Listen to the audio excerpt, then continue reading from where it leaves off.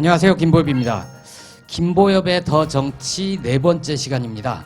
오늘은 연말 특집으로 공개 방송을 준비했습니다. 한겨레 토요판에 인기리에 연재됐던 박성민의 2017 오디세이아라는 칼럼 기억하십니까? 첫 번째 글, 다음 대통령은 누구인가, 누가 돼야 하는가부터 시작해서 최근에 누가 나서야 이기는가까지 주요 정당 그리고 정치인들의 전략이 어때야 되는지 분석하고 전망하는 글을 인기리에 연재해 오셨는데요. 민 컨설팅의 박성민 대표를 소개합니다.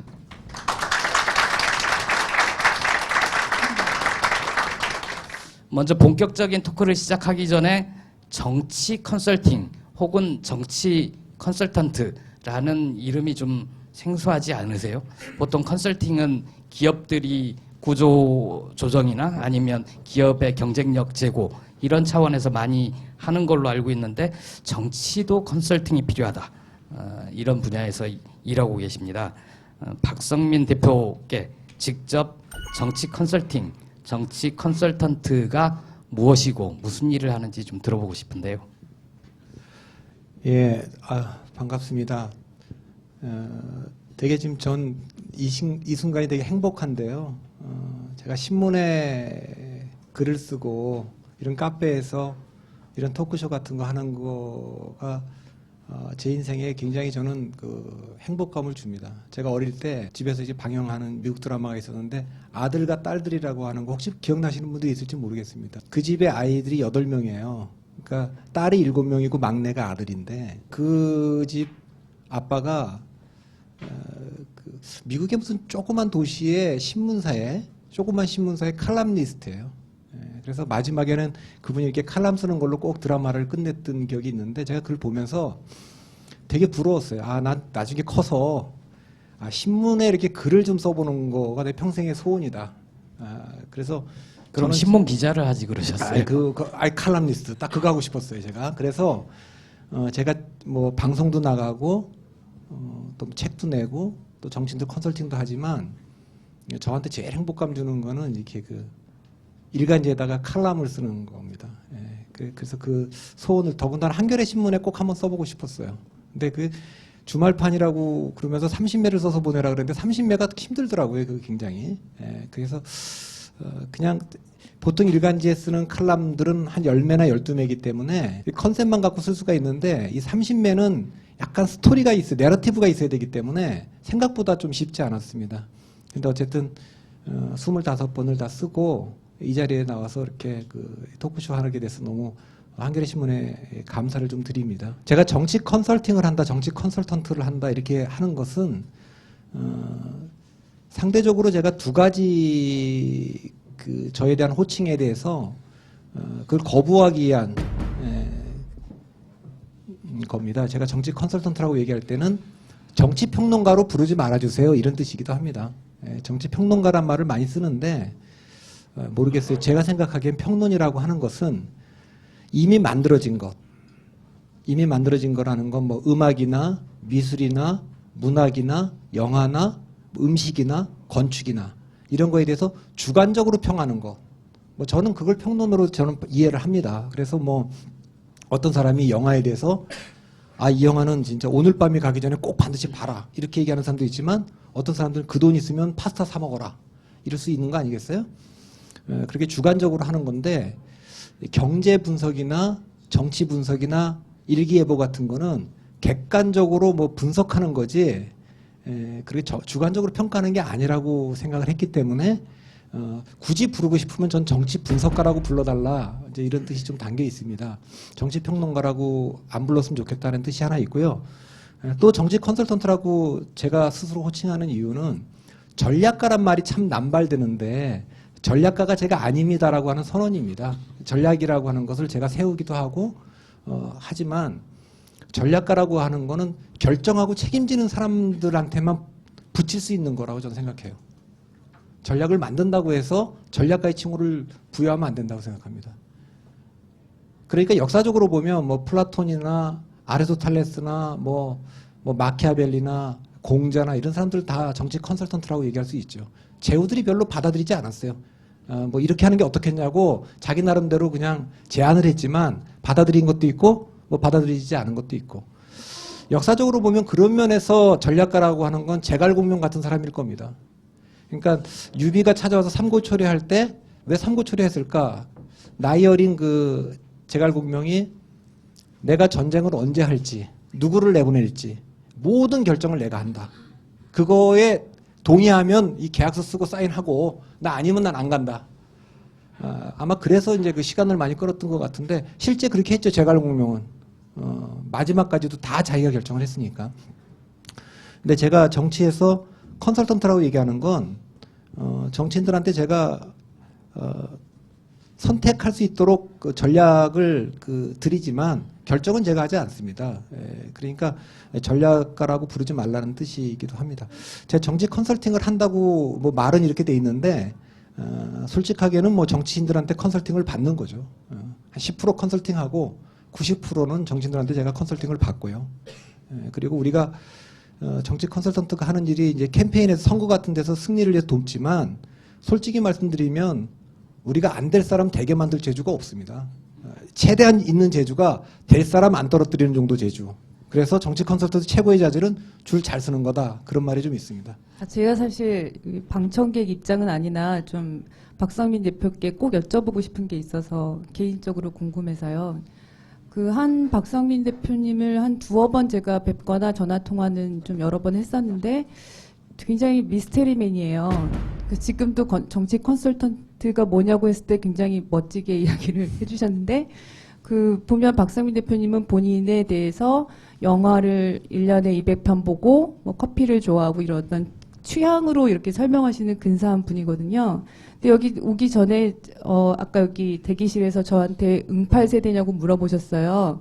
그래서 나이를 물어보셔서 저도 좀 한국 사회에서 후진 질문이긴 하나 몇 살이시고 그리고 고향은 어디시며 학교에서 무얼 공부하셨기에 정치 컨설턴트가 될 수 있었는지 그걸 좀 궁금합니다. 제가 저 개인에 대해서는 얘기 잘 안 하는데 한국 사회가 굉장히 뭐 어디서 태어났느냐 뭐 이런 거 저런 거 가지고 이렇게 사람을 나누잖아요. 그러니까 제가 이 컨설팅 하는데 그런 게 도움이 안 돼요. 상대방한테 불필요한 그 선입견이나 편견을 주니까. 그래서 제가 그거에 대해서는 제가 거의 가급적 말을 하지 않습니다. 그러니까 지금 물어보셨지만 제가 그건 말할 일 없죠. 신비주의 전략으로. 아니 그리고 여긴 청문회가 아니기 때문에 말씀 안 하셔도 돼요. 그건 약간 속물적인 질문 하나 보충. 자본주의 사회에서 이제 먹고 사셔야 되는데 네. 컨설팅을 해서 돈을 얼마나 버시는지 성공 보수 같은 거 봤나요? 그런 것도 없어요. 저는 정말 제 고객을 정말 너무 존경합니다. 제가 처음에 이 일을 시작할 때 한국에서 도대체 정치인들이 컨설팅 받고 돈을 내겠느냐. 누가 그 돈을 내겠어요. 근데 제가 그렇게 생각을 했어요. 나는 이게 돈을 받고 컨설팅을 해야겠다. 그렇게 생각을 했는데 그래서 꼭 아무것도 없이 빈털터리인데도 제가 꼭 세 가지는 물어요. 첫 번째, 제가 필요하냐? 그러니까 필요하지 않는데 저 쓰지 말라. 꼭 필요하다고 곰곰이 생각해 보시고 필요하면 같이 일하시고 아니면 다른 분이 더 잘할 것 같으면 다른 분이랑 하는 게 좋겠다. 이게 물어봐요. 두 번째는 신뢰할 수 있느냐? 당신하고 나하고 나눈 대화를 내가 죽기까지 내가 얘기하지 않는다. 저는 그래서 어떤 캠페인에 참여하고 어떤 정치인한테 뭐라 얘기하는 걸 되게 싫어합니다. 그게 내 고객과의 내 신뢰라고 생각해요. 그러니까 하여튼 그 캠페인을 위해서 내가 알아야 될 것들이 많은데 그걸 다 얘기해줘도 괜찮다. 나한테는 얘기해줘도 내가 그건 내가 지킨다. 그러니까 그런 걸 두 번째로 물어보고요. 세 번째는 제가 이게 비즈니스로 하는 거니까 거기 합당한 돈을 낼 수 있느냐. 이제 그건 꼭 물어봐요. 근데 누가 그러더라고요. 이 일을 제가 25년 됐거든요. 금년이. 25년 회사를 만들어 갖고 이렇게 브랜드를 만들었는데 돈을 이렇게 하나도 못 번 거에 대해서 불가사의하다고. 그런데 그분이 그러면 보통 망해야 되는데 망하지 않은 건 더 불가사의하다고. 그래서 제가 이 사업이 망하기도 어렵게 돼 있다 그랬어요. 2년에 한 번씩 선거를 하기 때문에 망하기도 어렵게 돼 있어요. 그래서 돈은 못 벌었고요. 하나도. 그냥 이건 진짜입니다. 근데 뭐 이렇게 찌라시 같은 데 보면 뭐 돈을 많이 받고 뭘 한다. 이게 거의 저와 관련돼서 찌라시에 혹시라도 도는 게 있으면 거의 거짓말이에요. 사실과 다릅니다. 몇 년생인지 어디 출신인지 그리고 얼마를 버는지 아무것도 답변을 하지 않으셨고요. 바둑을 혹시 두시는지 모르겠는데 보통 훈수를 두다 보면 야 내가 해도 저거보다 낫겠다 이런 생각 들잖아요. 근데 직접 이 전략을 짜고 이렇게 하면 이길 것 같다라고 하는데 직접 정치를 해보고 싶은 생각은 한 번도 안 하셨나요? 한 번도 해본 적이 없어요. 저는 지금 정치에 대해서만 제가 안 어울린다고 생각한 게 아니라 이런 정치 캠페인 쪽에도 제가 자질이 있다고 생각을 안 했어요. 그리고 이걸 이렇게 오래 한다고 생각을 못 했어요. 제가 91년에 회사를 만들었는데 몇 년 하고 그만둘 거라고 생각을 했어요. 그러니까 이삿짐 싸놓고 조만간 이사 간다고 했는데 25년째 이사를 못 간 상황인 거예요, 지금. 저는 벌지도 못하고 벌지도 못하고 망하지도 떠나지도 않고. 못하고 그냥 묶여 있는 상황이에요, 그냥. 알겠습니다. 개인 신상 털기는 여기까지 하고요.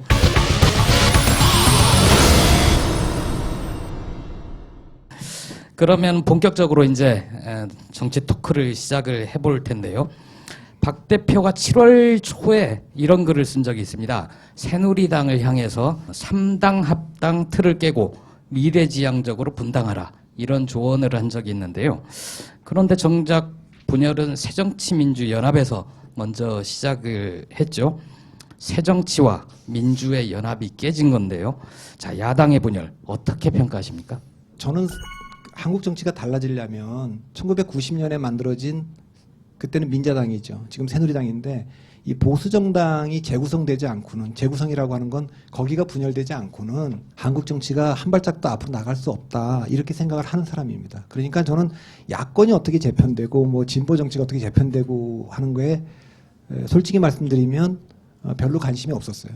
왜냐하면 그게 한국 정치의 그 뭐 대세를 가를 만한 거라고 생각지 않았기 때문에. 그러니까 한국 정치는 새누리당 대 반새누리당의 구도입니다. 새누리당 대 반새누리당이라고 제가 표현하는 건 그 민주당 대 반민주당이라고 표현할 수도 있는데 그렇게 표현하지 않는 이유는 새누리당만이 유일하게 연합 없이 연대 없이 독자적으로 후보를 내서 집권할 수 있는 유일한 정치 세력이기 때문에 제가 그렇게 부릅니다. 실제로 뭐 새누리당이나 한나라당은 그렇게 하죠. 지더라도 대통령 후보 자기들 키운 사람 내갖고 지더라도 그건 3당 합당 때문에 그렇게 돼 있는 겁니다. 그런데 그게 2012년 대선 앞두고 느슨하게나마 다시 복원돼 있습니다. 그전에는 95년도에 3당 합당의 주역이었던 김종필 씨가 민주당에서 쫓겨나거든요. 쫓겨나서 나가서 지방선거를 앞두고 자민련이라는 당을 만들어서 그 이래로 충청도 정당이라는 게 보수 정당이지만 독자적으로 계속 있어 왔어요. 그게 뭐 자민련일 때도 있었고 뭐 자유선진당일 때도 있었고 뭐 마지막 당명은 제가 정확히 기억을 못 선진통일당인가 뭐 하여튼 뭐 그런 당이 있었습니다. 근데 2012년에 그것도 합당을 했잖아요. 그래서 새누리당의 정당 지지율이라는 것이 충청도당이 합당하기 전까지는 40% 넘어가지는 못했어요. 이해창 씨가 그 당의 총재일 때도 한나라당일 때도 30에서 35% 정도가 그 정당의 그 지지율이었습니다.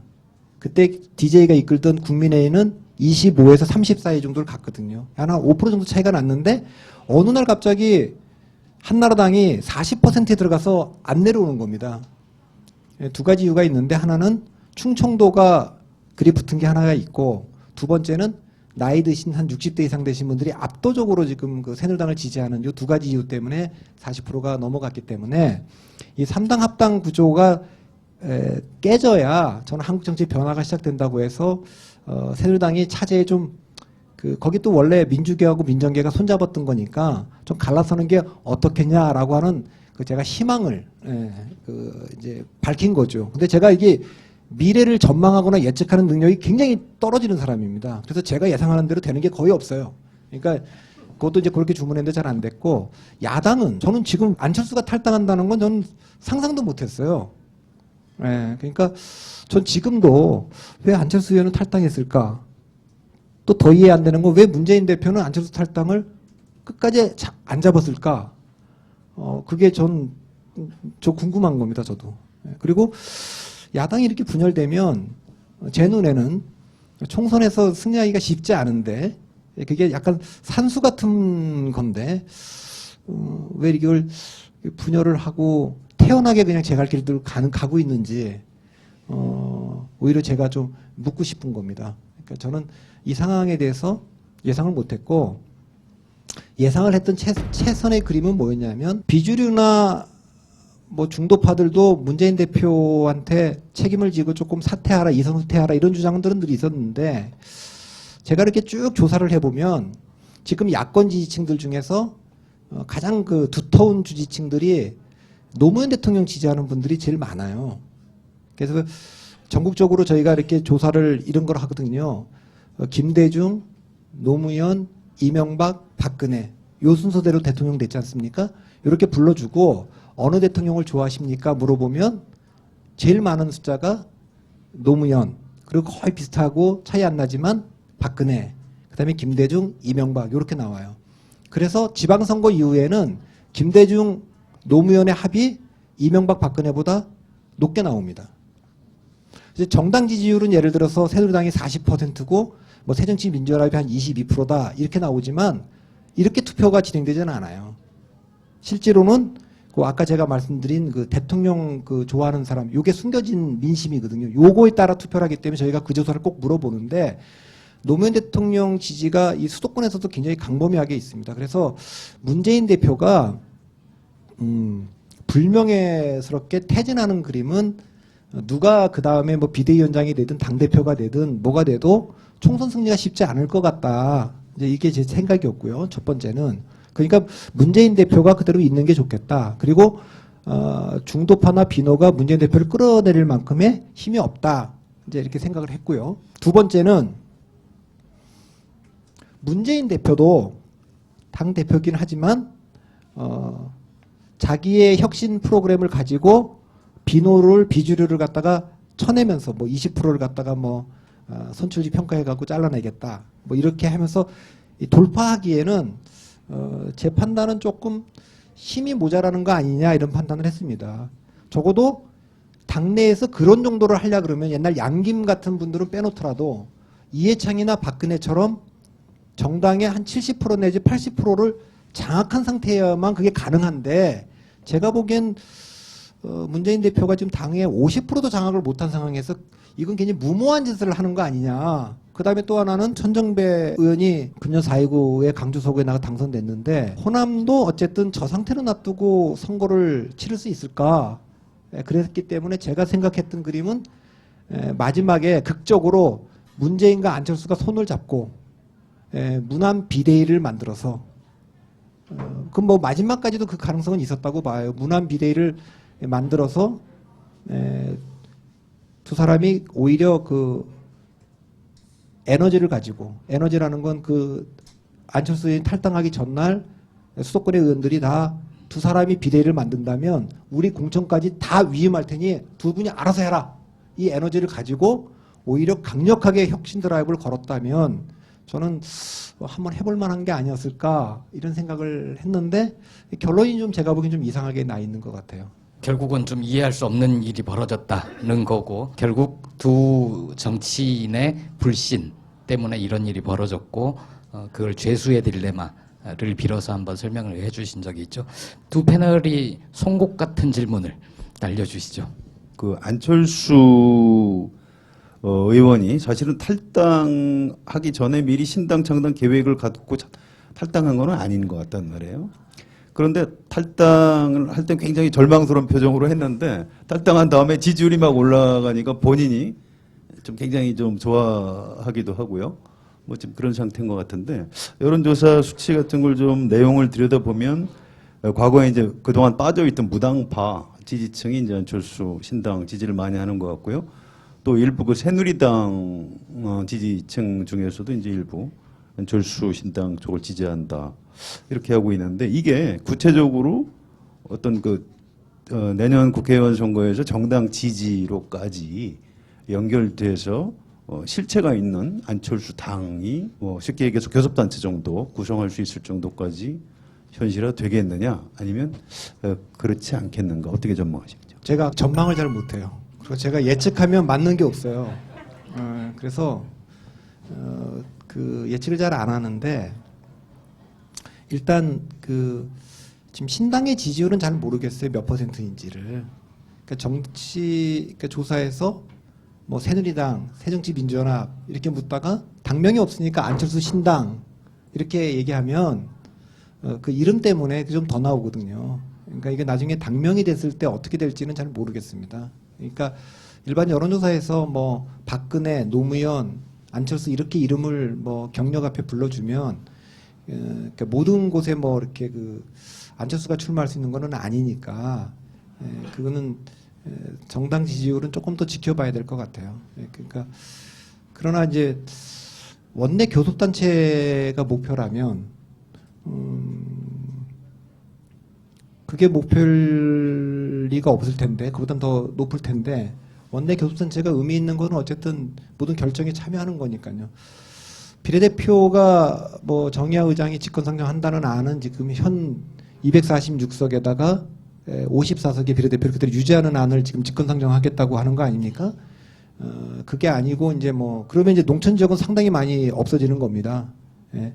그게 아니면 있는 게 253대 47로 가거나 하는데 현재 뭐 정의화 의장은 뭐 현 행대로 하겠다. 농촌 지역 없어지는 거를 압력을 넣어서 좀 그 안에 타협안을 갖고 오라 이러는 것 같은데 54석이라고 보고요. 연동형 안 받겠다고 했으니까 현행 제도대로 하면 정당 지지율 잘 모르겠지만 10석 정도 가져갈 수 있는 건 합리적 판단 아닌가 싶어요. 안철수 정당이.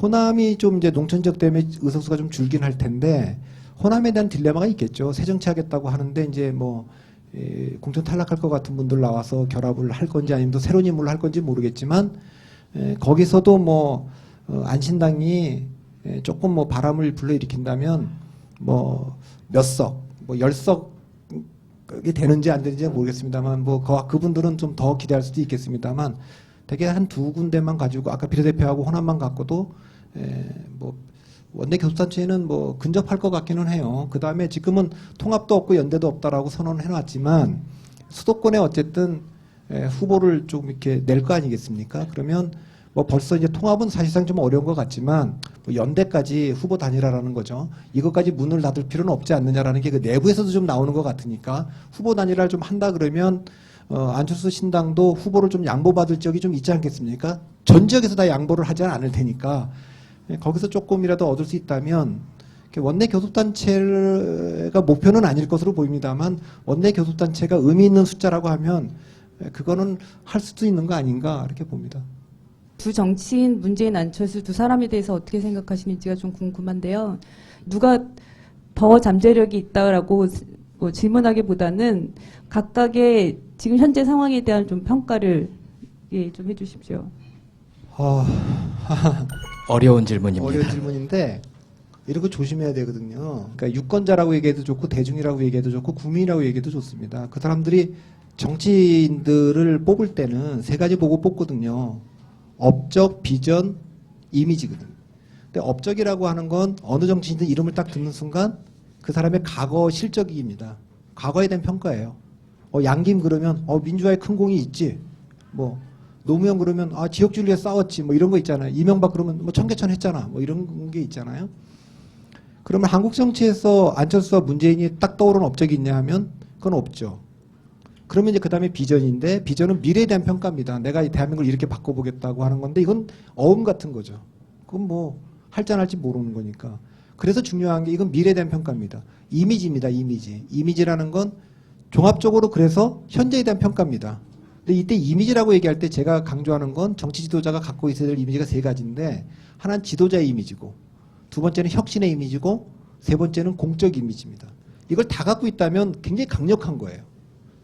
그러니까 당연히 대통령은 지도자를 뽑는 거니까 지도자의 이미지가 있으면 그 사람이 되죠. 2012년에 박근혜가 업적도 비전도 뭐 별로 없었는데 문재인이나 안철수보다 앞섰던 건 이 지도자 이미지죠. 왜냐하면 옛날에 퍼스트 레이디도 했고 한나라당 당 대표도 했고 그런 지도자 이미지가 있었는데 문재인은 뭐 민정수석이나 뭐 비서실장 같은 약간 참모 이미지가 있지 않습니까? 그거에 비하면 안철수는 멘토의 이미지가 있죠. 청년들한테. 그러니까 멘토의 이미지나 참모의 이미지로 지도자 이미지를 뛰어넘기 어려우니까 이제 그런 면에서는 둘 다 좀 지도자 이미지나 혁신의 이미지나 공적 이미지가 약했는데 이제 그런 걸 이제 앞으로 얼마나 보강할 거냐 하는 게 이제 좀 있고요. 그 다음에 뭐 대중들이 또 평가하는 방식이 또 다른 게 있습니다. 우리 캠페인에서 보면 어느 정치인이나 정당을 좋아하는 이유가 좋아해서 찍거나 그 사람을 너무 좋아해. 혹은 그 정당을 너무 좋아해요. 팬덤 같은 거죠. 그런 게 있거나 아니면 두 번째는 좋아하는 건 아니지만 나한테 필요한 사람인 것 같아. 뭐 그럴 수도 있거든요. 필요해서 찍어주는 경우도 있어요. 아니면 상대가 너무 싫거나 그런 거죠. 근데 지금 야당의 문제는 옛날 김대중 노무현 때만 해도 좋아하는 사람들이 굉장히 많았어요. DJ를 좋아하고 노무현을 좋아하는 사람들이 많았고 거기다가 한나라당이 싫거나 보수가 싫거나 이해창이 싫거나 뭐 이런 표를 가지고 해갖고 근소하게 이겼죠. 근데 어느 날 갑자기 이렇게 좋아하는 그런 그 팬덤들이 약해지기 시작했습니다. 필요하다는 이미지는 사실은 그 야당보다는 여당한테 더 있거든요. 그러니까 새누리당이나 한나라당이 뭐 좋아하는 사람들은 많지 않지만 물론 이제 박근혜 대통령은 뭐 나이 드신 분들이 굉장히 좋아하는 정치이긴 합니다만 그래도 뭐 저 정당은 그래도 뭐 우리한테 도움은 좀 되는 일을 할 거야라는 건 좀 심어주거든요. 이제 그런 면에서 이제 유지가 됐는데 안철수 문재인 두 분만 놓고 보면 팬덤이란 측면에서 보면 그 전에는 상당히 안철수 후보가 그 강력하게 2012년에 있었던 거 아닙니까? 지금은 많이 이제 그게 줄어든 것 같고 반면에 이제 문재인 후보는 그때에 비해서 조금 더 강력하게 좀 이렇게 적어도 온라인이나 이런 데서는 좀 이렇게 버텨주는 힘들이 있고요. 그러니까 그 뭐 좋아하거나 필요하거나 상대가 싫거나 하는 것은 좀 더 지켜봐야 될 것 같고요. 두 경쟁자가 결정적으로 증명해야 될 게 이겁니다. 어느 정치인들이나 현역이거나 도전자거나 계승자거나 셋 중에 하나를 갖게 됩니다. 그런데 우리나라에서는 현역이 없죠. 왜냐하면 대통령이 재선에 도전하지 못하니까. 그럼 계승자이거나 도전자인데 문재인이나 안철수는 두 분 다 도전자 포지션입니다. 도전자 포지션은 세 가지를 증명해야 됩니다. 첫째는 박근혜 대통령이 나라를 잘못 이끌고 가고 있다. 그래서 반드시 정권을 교체해야 된다. 이건 공통의 목표입니다. 두 번째 목표는 내가 더 나은 비전과 리더십이 있다. 이제 이걸 증명해 보여야 되는 겁니다. 근데 결정적인 건 세 번째입니다. 내가 더 경쟁력이 있다. 2017년에 가면 뭐 비전도 좋고 리더십도 좋지만 누가 더 외연확장이 되는 후보냐, 누가 나가야 이기느냐 이걸로 결정될 겁니다. 역대 대통령 선거나 서울시장 선거나 제가 좀 지켜보면 마지막에 가서 지지자들이 결정하는 건 누굴 내보내야지 이기는데 그걸로 결정될 거니까 그 세 가지를 둘러싼 경쟁이 이제 되겠죠.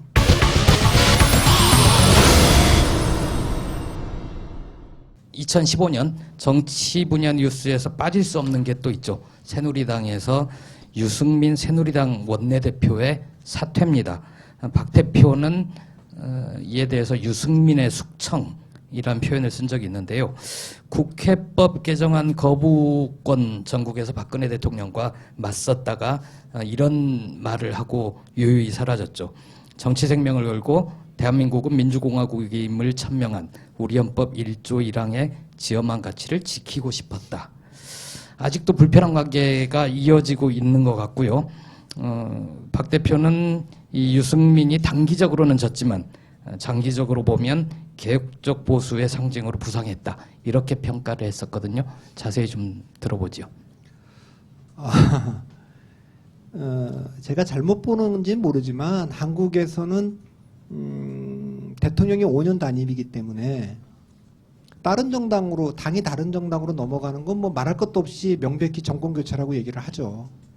김영삼에서 김대중 뭐 이렇게 넘어가거나 노무현에서 뭐 이명박 넘어가는 건 정권 교체라고 하지만 같은 당에서 대통령이 바뀌는 경우도 속성으로 좀 들여다보면 정권 교체의 성격이 좀 다 있습니다.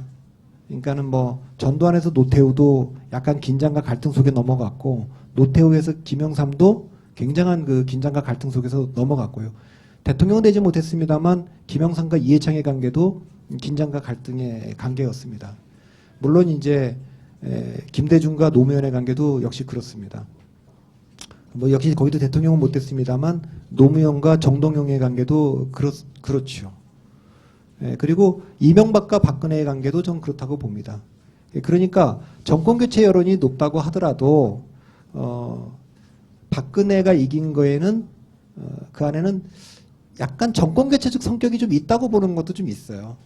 옛날 그 김대중에서 노무현 넘어갈 때도 좀 그런 게 있었거든요. 영남 사람이고 삼김 지역주의를 반대한 사람이고 그러면 뭐 정권교체적 성격도 좀 있는 거 아니냐. 제가 그때마다 느낀 게 뭐냐면 그래서 대통령이 된 사람들이나 대통령 후보가 된 사람들을 보면 대통령에게 말을 잘 들어서 대통령 지원을 받아서 됐다기보다는 대체로 대통령과 맞서갖고 대통령 후보직을 쟁취하고 대통령이 된 게 아니냐. 결국 박근혜도 이명박 대통령한테 세종시 그 수정안을 반대하면서 후보가 된 거 아니냐. 한국에서 대중들은 이걸 원하고 있는 것 같아요.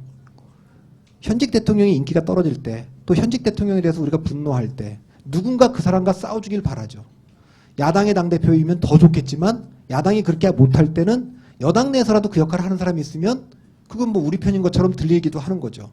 예를 들면 이명박 대통령의 인기가 떨어지는데 이명박 대통령에 대해서 뭐 분노하는 사람들이 생겨요, 국민들이. 그런데 이명박 대통령이 너무 행복해 보이는 거예요, 웃고. 막 그러면 사람들은 어떻게 생각하냐면 막 미치는 거죠. 저분이 밤에 잠도 못 자고 막 그냥 뒤척이고 이러면 좋을 것 같은데 너무 행복해 보이면 싫잖아요. 그러니까 나를 대신해서 저 현직 대통령이 밤에 잠 못 자고 그냥 화가 나갖고 그냥 막 뒤척이게 만드는 사람이 있으면 내가 지지할 거야 라고 하는데 이명박한테는 그게 박근혜죠. 박근혜만 없으면 잠을 잘 잘 것 같은데. 박근혜 대통령도 유승민이나 이런 분들 때문에 좀 화가 난 것 같지 않습니까? 그리고 정의화 의장도 박근혜 대통령 때문에 지금 뭐 일약 그래도 대통령 후보감인지 모르지만 스타가 되고 있는 거죠. 대통령하고 대척점에 있음으로써 그분들이 그 가능성을 지금 갖게 되는 그런 거. 한국 대통령 선거는 역시 제가 보기에는 정권 교체적 성격이 있기 때문에 대통령하고 맞서는 사람들을 국민들이 지도자로 인정하는 그런 흐름이 있는 것 같아요. 원래 김무성 대표가 할 말은 하겠다 이러고 나서 대표가 됐잖아요. 근데 그 공약을 유승민 전 원내대표가 지키고 있다. 그렇게 볼 수 있는 건가요? 그거를 제가 보면 박근혜 대통령이 굉장히 레임덕이 일찍 왔잖아요. 작년에 그 청와대 문건 유출 사건 났을 때 지지율이 29%까지 떨어졌어요. 굉장히 떨어졌는데 레임덕이 오면 보통 세 가지 징후가 나타납니다. 첫째는 자기가 원하는 사람을 간철시키지 못해요. 근데 박근혜 대통령은 국회의장 선거에서도 패배했고요. 그때 뭐 이제 항우여 전 당대표를 밀었다는 실제 그런지 모르지만 정의화 의장이 당선될 때 101표를 얻었어요. 청와대가 밀지 않은 후보가 국회의장 선거에서 100표를 넘어갔다고 하는 것이 굉장히 충격적인 겁니다. 생각보다. 두 번째는 당대표 선거에서도 청와대가 밀었을 것으로 지금 뭐 그건 확인할 수는 없지만 짐작되는 후보들이 아닌 새로운 당청 관계를 예고했던 김무성 당대표가 압도적으로 이겼거든요. 원내대표도 마찬가지죠. 원내대표도 유승민이 됐지 않습니까? 그러니까 자기가 원하는 사람을 관철시키지 못해요. 두 번째는 정책을 관철시키지 못해요. 그게 대표적으로 원내대표 선거에서 유승민이 되고 나서 대통령에 대해서 비판을 했습니다. 대통령이 지금 하고 있는 정책에 대해서 대놓고 반기를 들었죠. 그다음에 세 번째는 기밀이 새나가요. 왜냐하면 권력기관들이 검찰이나 국정원이나 경찰이나 국세청이나 갖고 있던 자료들이 굉장히 예민해갖고 이 대통령의 힘이 좀 빠졌구나 싶을 때 또 그 다음 정권을 향한 줄서기를 하기 때문에 이게 현직 대통령이 굉장히 강력한 권력을 갖고 있으면 외부로 잘 안 나가는데 균열이 보이면 이게 탁 튀어나가거든요. 작년에 저는 문건 유출 사건을 그렇게 좀 봤습니다. 그게 뭐 그냥 나가갖고 막 그냥 일간지까지 흘러들어가고 한바탕 큰 홍역을 치렀기 때문에 대통령이 굉장히 위험한 레임덕에 빠진 징후로 보였는데 국회법 개정안 때 제가 날짜는 정확히 기억이 못합니다만 5월 초로 기억하는데 국회법 개정안과 관련해 갖고 처음에 그 야당이 그때 공무원 연금 개혁과 관련해 갖고 국민연금 개혁안을 붙여서 왔잖아요. 네. 그때만 하더라도 사실 청와대가 힘이 딸리고 있을 때예요. 김무성, 유승민 체제로 거의 권력이 넘어가 있는 상태고 그 청와대 문건 유출 사건 때 뭐 KY라 그래갖고 소위 말해서 김무성과 유승민이 모든 걸 다 장악했다 이렇게 해석되던 때니까 아마 첫 번째 그 공무원 연금안을 통과시키기로 했던 날 국회법 개정안이죠. 그걸 통과시켰다면 5월 6일 날인가를 제가 기억하고 있는데 그랬다면 아마 청와대의 그 박근혜 대통령 힘은 더 빠지면 사람들은 야 김무성 유승민으로 완전히 진짜 권력이 넘어갔구나 하고 급속도로 아마 그 권력이 이동했을 것 같은데 그날 무슨 일인지 몰라도 김무성 대표가 그 의원총회에서 하여튼 그 청와대의 얘기를 듣고 그날 처리하지 않죠. 그리고 그 사이에 무슨 일이 벌어졌냐면 야당에서는 원내대표가 바뀌었습니다. 이종걸 원내대표로 바뀌었고 청와대에서는 정무수석이 조윤선 정무수석이 그만뒀어요. 그 다음에 국회법 개정안이 붙어온 거죠. 그 네. 단계에서. 그 단계가 붙어왔는데 이 문제를 처리하는 과정에서 이제 청와대가 6월 25일 날인가요? 대통령이 이제 배신의 정치 얘기하면서 유승민에 대한 강한 비판을 해서 결국 문제가 되는데 첫 번째는 처음에 그 공무원연금만을 왔을 때 그때 통과시켰다면 저는 김무성 대표한테로 힘이 더 쏠렸을 거라고 보고 그때 못했다면 두 번째 국회법 개정안 파동 때 6월 25일 날 청와대가 그렇게 얘기를 했지만 만일에 김무성 대표가 아니 이거는 국회법 개정안은 원내대표 책임이 분명히 있다. 대통령이 지적하신 건 말씀도 다 옳은데 이건 뭐 최고위원들 우리 모두가 다 동의 있기 때문에 우리가 그 자유투표에 맡겨갖고 압도적인 다수로 통과시킨 거다.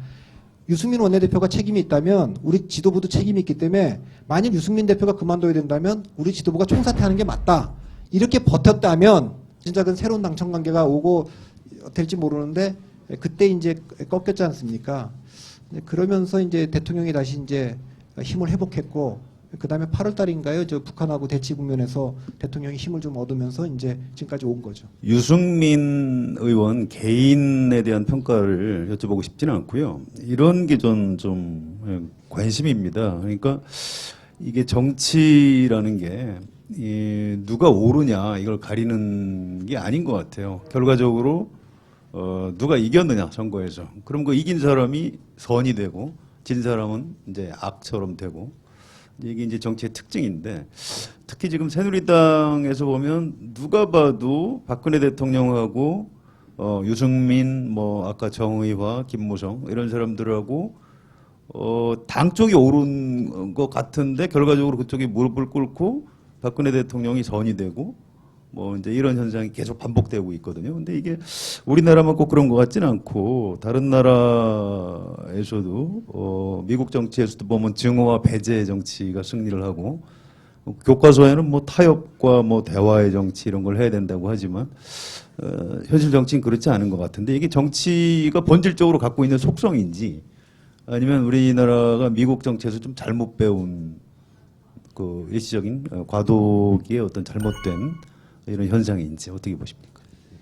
이거는 약간 이건 뭐 제가 이런 말을 하면 이제 욕을 먹을 수가 있기 때문에 조심하는데 욕 먹을 각오를 얘기를 하면 전 정치는 좋은 사람이 하면 안 된다고 생각하는 강한 사람이 해야 된다.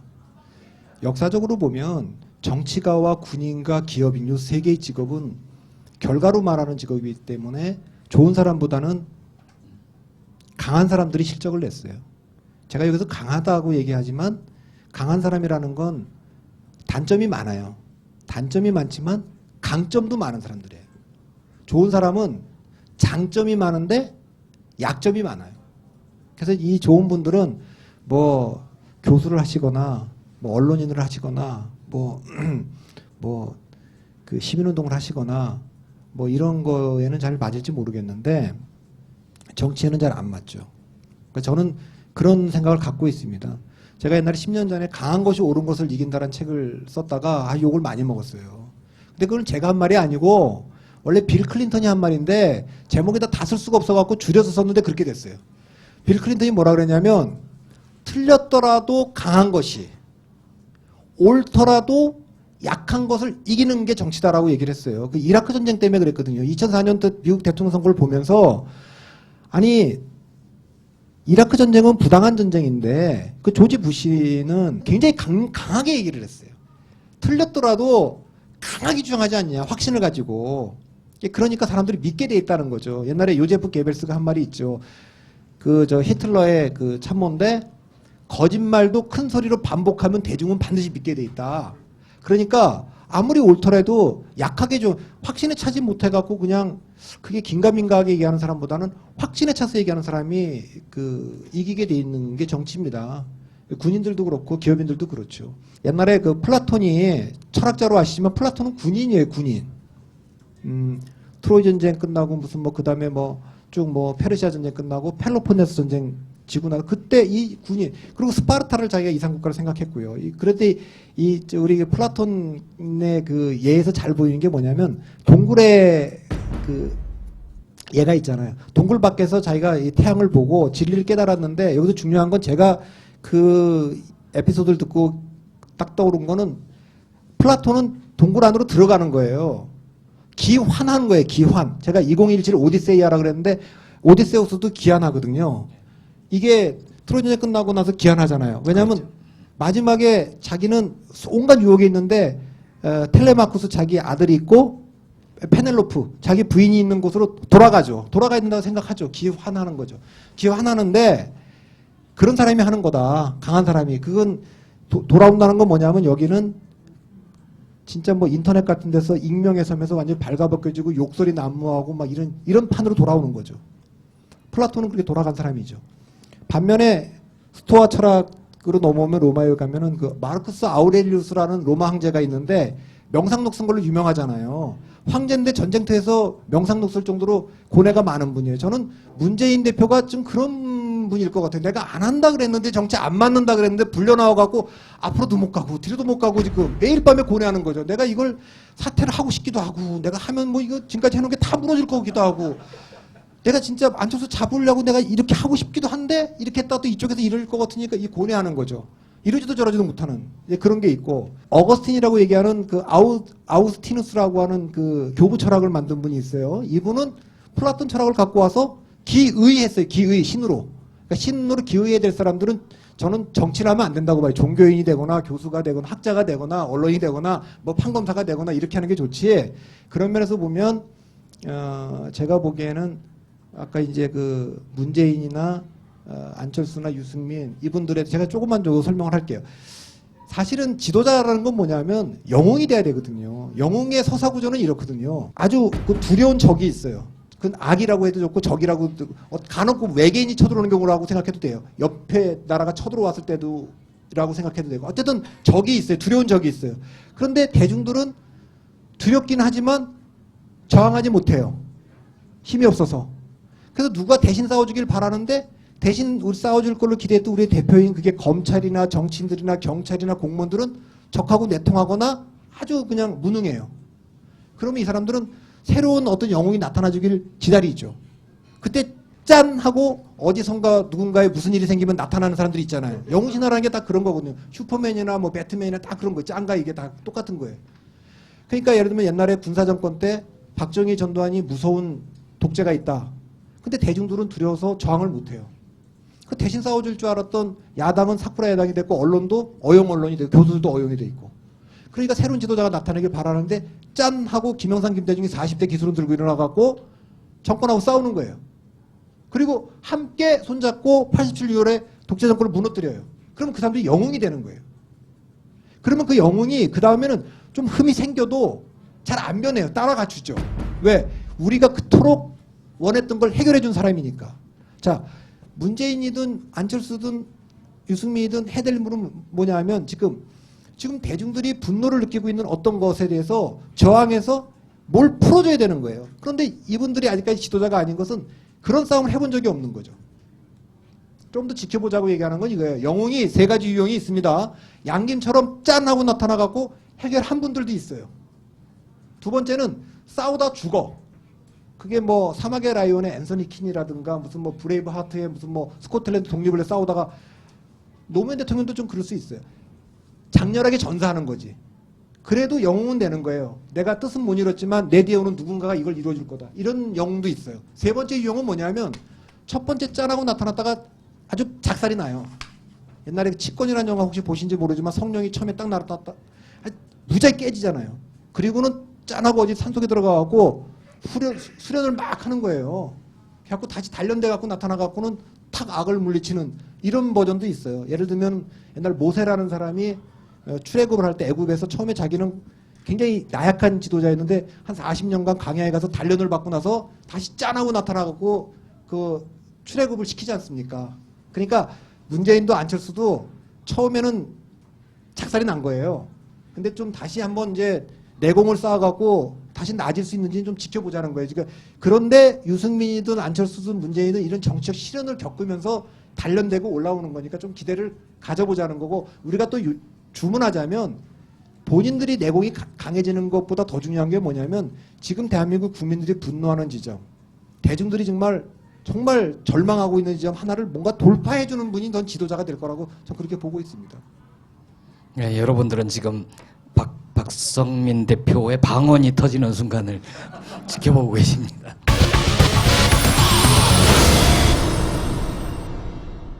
(2015년) 이 문제를 빠뜨리고 갈 수가 없죠. 국정화의 늪인데요. 박근혜 정부는 역사 교과서 국정화를 군사작전 치르듯 진행을 하고 있습니다. 박성민 대표는 이것을 박애전쟁이라고 표현을 했었는데요. 그리고 고등학교 한국사 교과서를 몇 권 직접 읽으셨더라고요. 그러면서 지금이라도 그만두는 것이 피해를 최소화할 수 있다. 회군하라. 이런 칼럼을 쓰신 적이 있습니다. 2017년 대선에서 새누리당에 두고두고 부담이 될 문제라고 지적을 하셨는데 자세한 얘기 한번 들어보죠. 예, 제가 교과서 읽어봤어요. 토론회도 하고 금성출판사 거랑 미래엔 거랑 그 다음에 그 교학사 거랑 다 봤는데 뭐 그 교과서 내용 얘기는 제가 안 하겠습니다. 대한민국에서 대통령이라는 지위는 초당파적 국가 원수와 당파적 행정부 수반을 겸임하거든요. 근데 이게 내각제 국가에서는 이걸 분리시켜 놨어요. 그러니까 당파적인 성격을 갖는 행정부 수반은 총리가 하고 왕이 이제 국민 통합을 위한 초당파적 국가 원수를 하죠. 이제 그렇게 분리가 돼 있습니다. 그 다음에 이제 그 대통령하고 그 총리하고 이걸 분권형으로 나눠놓은 나라들이 좀 있죠. 소위 말하는 뭐 이원 집정제를 한다거나 분권형 대통령제 하는 나라들이. 그런데 그런 나라들은 초당파적인 문제는 되게 외교나 안보에서는 초당파적 협력이 가능하고 내치는 당파적으로 갈라져도 되는 나라들이 그게 가능한 겁니다. 그런데 한국은 당파성이 갈라지는 지점이 북한을 둘러싸고 갈라졌어요. 우리나라의 당파성이라는 거는. 그렇기 때문에 이게 구분이 잘 안 됩니다. 실제로 우리나라가 내각제를 했던 윤보성과 장면 내각에서도 국군 통수권이 끝까지 누구한테 있는지가 불명확했거든요. 그러니까 저는 그래서 이게 지금 우리가 그 미국처럼 대통령에게 국가 원수와 행정부 수반의 역할을 동시에 줬는데 미국만 해도 연방 국가이기 때문에 나머지는 뭐 주정부가 다 하고 대통령은 사실 국무부와 국방부만 컨트롤하면 되거든요. 그러니까 외교하고 안보만 하면 되는데 그래서 초당파적인 뭐 테러와의 전쟁을 한다거나 할 때 그게 되잖아요. 근데 우리는 지금 그게 잘 안 되는데 대통령이 보통 때는 뭐 그 당연히 그 어떤 당파성을 갖고 대통령이 됐으니까 그걸 밀어붙일 수 있다고 봐요. 그러나 역사 교과서 같은 거를 좀 국정으로 바꾸고 싶다면 국정 뭐 세계 몇 나라가 안 하는 거지만 저는 뭐 자율 발행자를 지지하는 사람이긴 합니다. 거민정도 반대하고 전 자율 발행자를 지지하는 사람이긴 하지만 또 국정 교과서는 무조건 안 된다고 생각하는 것도 아니에요. 그러나 그렇게 할 거면 이거는 내가 초당파적으로 해결하려고 한다. 그래서 이건 여야의 지도자들을 다 불러서 정말 이거는 오해 없이 이게 입시에서도 지금 이게 우리가 이제 그 필수 과목으로 됐으니까 정말 내가 그런 걸 다 떠나서 최고의 그 전문가들한테 모셔서 맡길 테니까 걱정 안 하셔도 된다. 이렇게 해줬으면 좋겠는데 그걸 좀 당파적으로 접근했다는 거, 전 그 점에 대해서 조금 비판적이고요. 제가 왜 이제 2017년에 두고두고 짐이 될 거라고 봤냐면 한나라당 이전에 민자당이라는 정당이 만들어졌을 때 저 정당은 민주계하고 민정계하고 공화계가 합쳐졌거든요. 특별히 이 민주계하고 민정계가 굉장히 그 긴장 관계를 많이 만들어냈어요. 그러니까 TK를 중심으로 하는 민정계의 보수성과 경남 PK를 중심으로 하는 민주계의 개혁성이 충돌하면서 저당의 혁신이 만들어졌거든요. 계속. 이게 적어도 2007년도까지는 살아있었어요. 2007년도에는 박근혜의 보수성 대 이명박의 개혁성이 충돌하면서 긴장을 계속 만들었죠. 그래서 저 정당은 이해창이 있을 때도 개혁적 목소리가 항상 있던 정당입니다. 그런데 2008년도부터 그 개혁성이 소멸되기 시작해갖고 금년에 유승민의 그 숙청에 이르기까지 국정교과서까지 한 길로 쭉 굉장히 그 어떤 분들은 그걸 구구적이라고 얘기하는 분도 있고 어떤 분은 그걸 수구적이라고 얘기하는 분도 있고 뭐 좋게 말하더라도 어쨌든 보수 쪽으로 쭉 갔기 때문에 상당히 그 개혁적인 표, 그러니까 새누리당을 지지한다고 얘기하지만 이런 지금 박근혜 대통령의 행보에 동의하지 않는 사람들이 표가 지금 떠 있는 거죠. 그 틈에 이제 안철수가 나갔기 때문에 이제 지지자들이 옮겨오는데 저는 그런 면에서 보면 정치 세력은 외연을 확장하고 지지 기반을 넓히면 살고 지지 기반을 좁히면 예외 없이 다 죽었어요. 그건 예외가 없습니다. 당연하잖아요. 지지 기반을 넓히면 그건 당연히 사는 거고 지지 기반을 좁히면 죽는 거지. 그래서 지금 박근혜 대통령의 그런 행보가 지지 기반을 좀 좁히는 길이다. 저는 그렇게 보고 있습니다. 이 이슈는 이미 정리가 된 것 같아요. 좀 보수 성향의 정치인들한테 물어봐도 이거 교과서 2017년 한 번 내고 없어지지 않겠냐. 다음에 여당의 대선 후보가 나와도 국정 교과서를 계속 밀고 가겠다고 공약하기는 어려울 것 같다 이렇게 얘기를 하고요. 현실적으로는 이른바 좀 보수 성향 언론 조중동 문화일보에서도 반대합니다. 그래서 이건 이미 정리된 이슈라고 봐야 되고요. 아무튼 저는 이 국정교과서 사태를 겪으면서 박근혜 대통령이 아버지 명예회복 때문에 대통령이 되려고 한다고 얘기했던 김재원 의원 말이 처음에는 잘 안 믿었는데 이 사태를 겪으면서 그 말이 맞았구나 이제 이런 생각을 하게 됐고요. 이념 대결로 좀 몰고 갈 의도가 있었던 것 같은데 실패한 것 같아요. 결과적으로 이 문제는 학생들한테 역사 교육을 어떻게 잘 시킬 것인가 이제 이런 문제인데 지금 박근혜 정부가 잘못하고 있다 이렇게 생각하는 사람이 아주 많습니다. 재밌는 거는 김무성 대표인데요. 이 이슈가 터졌을 때 사실은 김무성 대표가 당 대표를 계속 할지 할 수 있을지 없을지가 애매했던 순간입니다. 그런데 이 이슈를 가지고 김무성 대표가 받아들였어요. 국정화 해야 된다 이런 식으로. 그 권투에서 왜 클린치라고 하죠. 싸우다가 위험하면은 그냥 확 끌어안아 버리는 그런 장면이 이제 저는 연상이 됐는데 그렇게 해서 성공했습니다. 김무성 대표하고 박근혜 대통령이 한 편이 됐고 김무성 대표는 뭐 목숨을 부지할 수 있게 이렇게 된 그런 정치적인 효과가 약간 있는 것 같습니다. 그래서 국정교과서 문제가 대선에 미칠 영향은 총선에서도 저는 야당이 그런 착각을 했는데 이게 이슈가 되니까 야당 일각에서 이걸 뭐 총선까지 끌고 갈 수 있는 이슈인 것처럼 얘기했는데 그거는 저는 완전히 오판이었다라고. 이건 이미 이제 쓰고 있는 단계이기 때문에 내년도에 이제 나오기 전까지는 얘기하기가 어려워. 이슈가 안 돼. 그래서 이게 만약에 이슈가 된다면 여당의 경선 국면에서 대통령 후보 경선 국면에서 김무성 대표가 출마를 할 수 있을지 어떨지는 알 수 없지만 만일 김무성 대표가 출마한다면 이건 이슈가 될 거예요. 경선 국면에서는. 그래서 그 김무성 대표가 후보가 된다면 전 대선에서도 이슈가 될 거라고 봅니다. 그러나 후보가 되지 못한다면 저는 이 이슈는 그냥 사면하는 이슈가 될 거로 봅니다. 다음 대선에서는요. 그러니까 역사 교과서, 국정 교과서 한 번 나오고 없어질 거다. 그 한 사람의 집념 때문에 그 많은 사람들이 추운 데서 고생을 한 거네요. 여기까지 2015년 정치를 한번 쭉 리뷰를 해봤습니다. 야당의 분열, 그리고 유승민 숙청, 국정화의 늪 이렇게 주제로 얘기를 해봤는데요. 보통 중요한 얘기는 뒤에 하잖아요. 여기까지가 저희가 준비한 1부고요. 2부에서 본격적으로 2016년 4월 총선과 2017년 12월 대선 전망을 다뤄보겠습니다.